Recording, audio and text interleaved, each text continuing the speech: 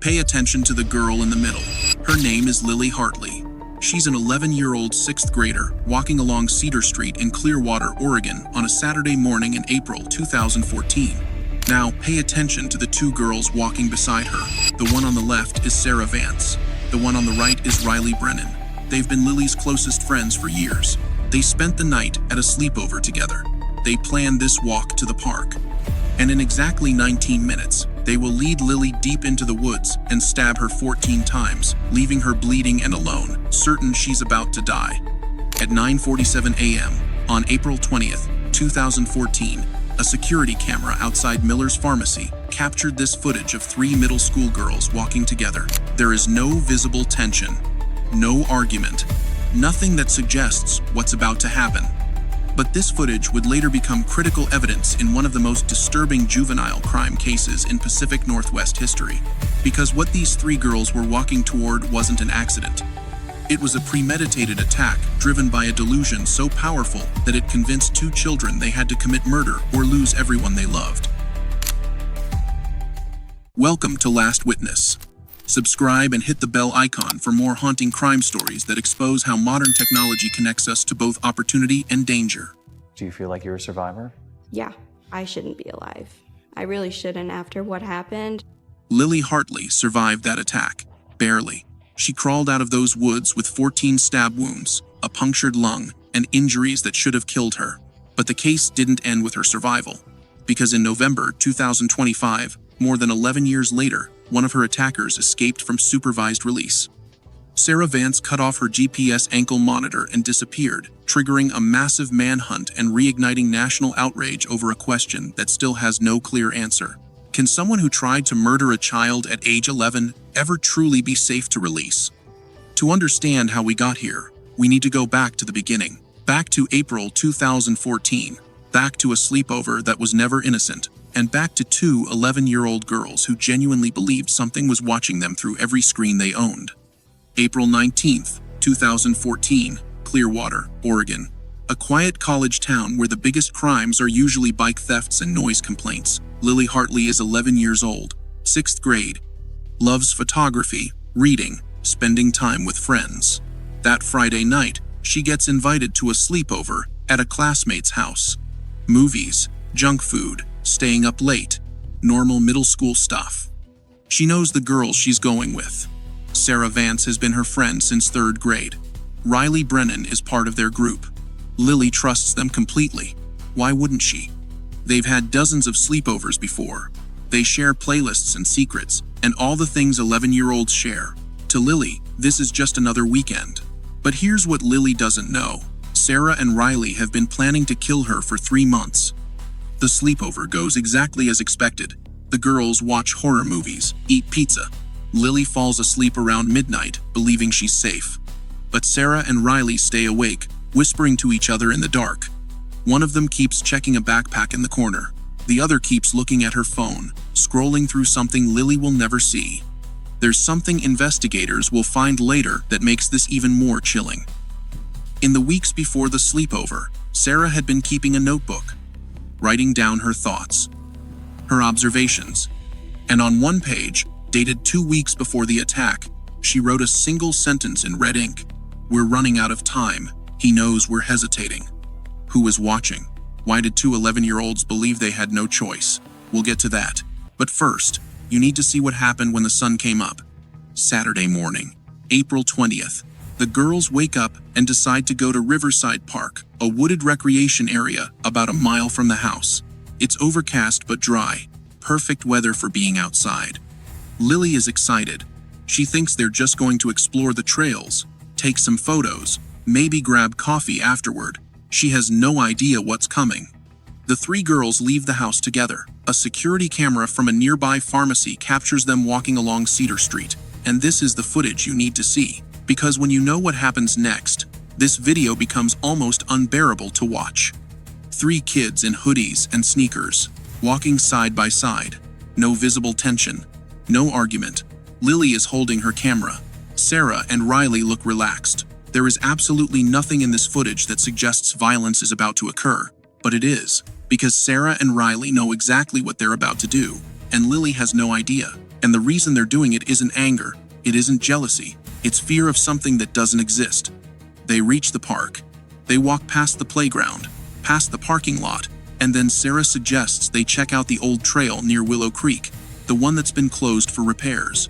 Lily hesitates for a second. It's kind of isolated back there, but Riley says it'll be fun, an adventure. So, Lily agrees. Of course she does. They're her friends. She trusts them. The three girls leave the main path and head into the trees. Here's what most people don't realize about that part of the park. Once you're past the first bend, you're completely cut off. You can't see the parking lot. You can't hear the road. Cell phone signal drops to nothing. If something happens to you in there, you're on your own. Sarah and Riley knew this. They'd walked the route twice before. They knew exactly where to take her. Lily follows her friends deeper into the woods. With every step, she's moving farther from safety, farther from help, and closer to the moment that will change her life forever. Leaving the park to go to the woods?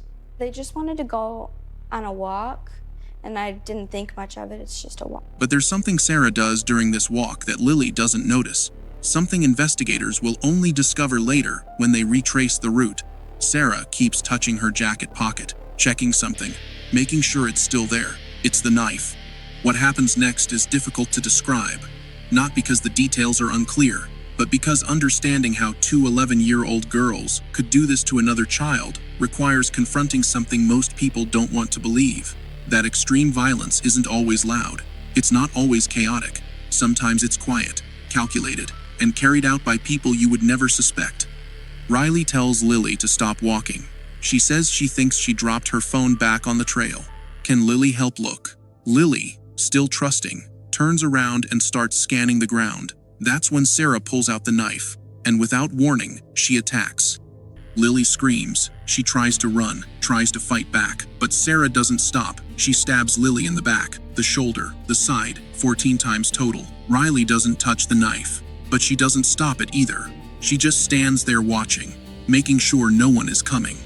One wound pierces Lily's lung. Another barely misses her spine. If Sarah had been slightly stronger, slightly more precise, Lily would have died in those woods. But she doesn't die. Not yet. She collapses to the ground. She's bleeding heavily. She can barely breathe. And when the attack finally stops, she looks up at Sarah and Riley and asks a question that will later haunt investigators. Why? I thought we were friends. Sarah and Riley don't answer. They don't try to help. They don't call for anyone. They just turn around and walk away. They leave Lily lying in the dirt, bleeding, alone, convinced she's dying. Lily will later say she couldn't feel anything below her waist. Thought her lung had collapsed. Thought she had minutes left, but something inside her refuses to accept it. She knows if she stays in the woods, she's dead. So she starts crawling, dragging herself back toward the trail, leaving a streak of blood on the leaves behind her. She crawls for what feels like an eternity. Every movement is agony, but she doesn't stop. Eventually, she makes it back to the edge of the parking lot. A jogger sees her, calls 911 immediately. Paramedics arrive within 7 minutes. Lily is barely conscious. She's lost massive amounts of blood, but she's alive. Against all odds, she survives. And what she tells the first responder before passing out will set off one of the most shocking investigations in Oregon history. Sarah and Riley, she whispers. They planned it. While doctors work frantically to save Lily's life in the trauma unit, police issue an immediate bolo for two 11-year-old girls, Sarah Vance and Riley Brennan, last seen in the area of Riverside Park, considered armed and dangerous. It doesn't take long to find them. Just 3 hours after the attack, a highway patrol officer spots two girls walking along a rural highway near Timber Grove. They're miles from Clearwater, walking on the shoulder of the road with no jackets, no bags, just walking. The officer pulls over, approaches them, asks where they're going. At first, they say they're just walking home, but something feels off. The officer asks their names. They lie. Give fake names, but the officer has already heard the bolo. He asks again, and that's when Sarah Vance makes a decision. She looks at the officer and says, "You're going to find out eventually." She admits who she is. The officer immediately places both girls under arrest. They're taken to the Clearwater Police Department, separated. And what happens in the interrogation rooms over the next 6 hours will produce some of the most disturbing footage ever recorded in a juvenile case. Sarah Vance sits in the interrogation room. She's 11 years old. She's just been arrested for attempted murder, and she's calm, disturbingly calm. No tears, no panic, no visible emotion. She sits across from detectives and explains, in careful detail, exactly what she did. She describes the attack, how many times she stabbed Lily, where she stabbed her. She talks about it the way someone might describe a homework assignment: factual, sequential, detached. The detectives are horrified, not just by what she's saying, but by the complete absence of guilt in her voice. One detective asks, "Do you understand what you did to Lily?" Sarah nods. "Yes, but we had to." "Why did you have to?" Sarah pauses, looks at the detective like he's missing something obvious. "Because he was watching. He told us what would happen if we didn't." "Who was watching?" "You wouldn't believe me if I told you. Try me." Sarah leans forward. "He lives in the static, between the videos, in the parts of the internet no one else can see. And if we didn't prove ourselves, everyone we love would disappear." The detective exchanges a glance with his partner. "Sarah, who are you talking about?" "The Watcher." In the other interrogation room, Riley Brennan is telling a similar story. She admits to helping plan the attack, admits to leading Lily into the woods, but when detectives ask why, her answers don't make sense either. "Sarah said he was real," Riley says. "At first I didn't believe her, but then she showed me the videos, the glitches, the messages, and I started seeing him too." "Seeing who?" "The Watcher. He appears in reflections, in corrupted files. He watches us through our phones." "Riley, that's not real." Riley's eyes widen. "That's what he wants you to think." Later in the interrogation, detectives tell Sarah that Lily survived. Sarah's reaction is immediate. Her eyes go wide. She sits forward. And then she asks a question that chills everyone in the room. "Does that mean we failed? Is he going to punish us now?" Not relief, not guilt, just fear of consequences from an entity that doesn't exist. Here's what you need to understand. The Watcher is not real. He never was. He's a fictional character created on the internet in 2011 as part of an experimental horror project. He's described as a presence that exists in digital spaces. No face, no body, just static and silence. According to the stories, he watches children through their devices, appears in corrupted files, drives people to madness. He's a piece of collaborative internet fiction, a digital ghost story, entertainment. But to Sarah Vance, the Watcher was as real as the room she was sitting in. And this wasn't just imagination run wild. Sarah had been experiencing severe psychiatric symptoms for years. She heard whispers through her headphones when nothing was playing, saw figures in reflections that vanished when she turned around, had delusions that made it impossible for her to separate online fiction from lived reality. She wasn't pretending. She genuinely believed the Watcher existed, genuinely believed her family was in danger, genuinely believed killing Lily was the only way to save them. This belief didn't form overnight. It had been building for months. Sarah spent hours on a website called The Void Archives reading Watcher lore, watching fan-made videos, joining forums where users role-played as his witnesses, and the more she consumed, the more real he became. The internet didn't create her delusions, but it gave them structure, a mythology, a sense of purpose, and Lily Hartley nearly died because of it. As the case moved forward, it became clear this wasn't a standard criminal prosecution. Both girls underwent comprehensive psychiatric evaluation, and what doctors found was deeply troubling. Sarah Vance was diagnosed with an early psychotic disorder with severe delusional features, a condition that distorts perception, cognition, and emotional response. At the time of the attack, Sarah was experiencing active psychotic symptoms. She genuinely believed the Watcher was real, genuinely believed her family was at risk, genuinely believed violence was her only option. She wasn't lying. She wasn't seeking attention. Her brain was constructing a reality that didn't exist. Riley Brennan's evaluation was more complicated. She didn't have a psychotic disorder, but she had been so deeply influenced by Sarah's certainty that she adopted the delusion as her own. Psychologists identified it as shared delusional disorder. Riley believed Sarah, and her fear of the supposed consequences overrode every other instinct. Both girls were initially charged as adults with attempted first-degree murder. Under Oregon law, Juveniles over 11 charged with violent felonies can be transferred to adult court. The brutality of the attack, the clear planning, and Lily's near-fatal injuries left prosecutors with few alternatives. But the psychiatric findings shifted the entire case, because under Oregon law, a defendant who commits a crime, while unable to understand reality or control their actions due to mental illness, can be found not criminally responsible due to mental disease. This doesn't mean release, it means institutional confinement and mandatory treatment instead of prison. In 2016, Sarah Vance entered a plea. She admitted to the attack, but she was found not criminally responsible due to mental disease. She was committed to Pinewood Psychiatric Hospital, a maximum security treatment facility. Her commitment carried a term of up to 40 years, equivalent to the prison sentence she would have received. But instead of a cell, she was placed in a locked psychiatric ward. Instead of punishment, she received antipsychotic medication, intensive therapy, and constant monitoring. Riley Brennan went through a similar process. She was also found not criminally responsible and committed to a secure facility for up to 25 years. In 2022, after significant clinical improvement, Riley was granted conditional release. She now lives under strict probation, no internet access, no contact with Sarah, no contact with Lily, regular therapy, random home checks, one violation, and she returns to custody. Sarah remained confined. For nearly a decade, she lived at Pinewood, and according to treatment reports, she made remarkable progress. Her symptoms stabilized, her delusions faded. She became compliant with medication and engaged in therapy. Doctors testified that she was no longer a danger to herself or others, and in March 2025, a judge agreed. Sarah Vance was approved for conditional release. Conditional release is not freedom.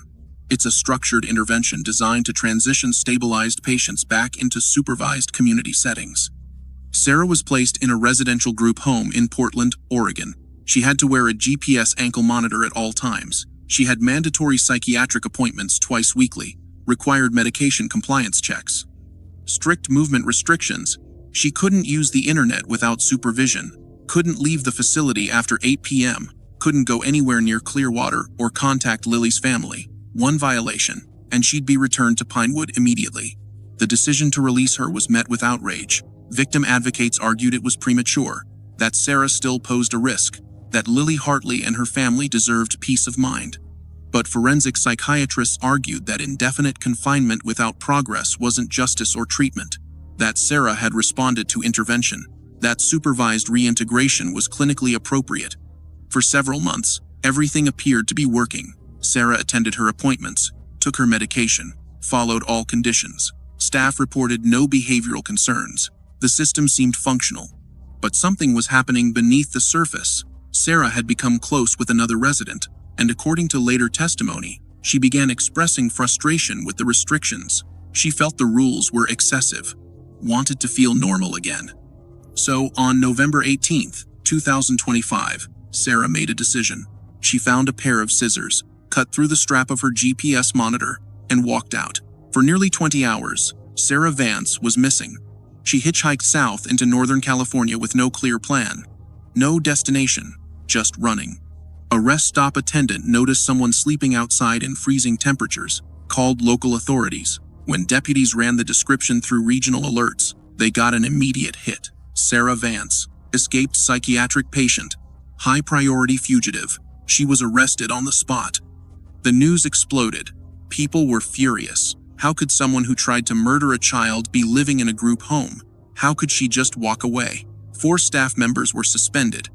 State legislators demanded oversight hearings, and the public asked over and over, should she have been released at all? For Lily Hartley and her family, the escape was devastating.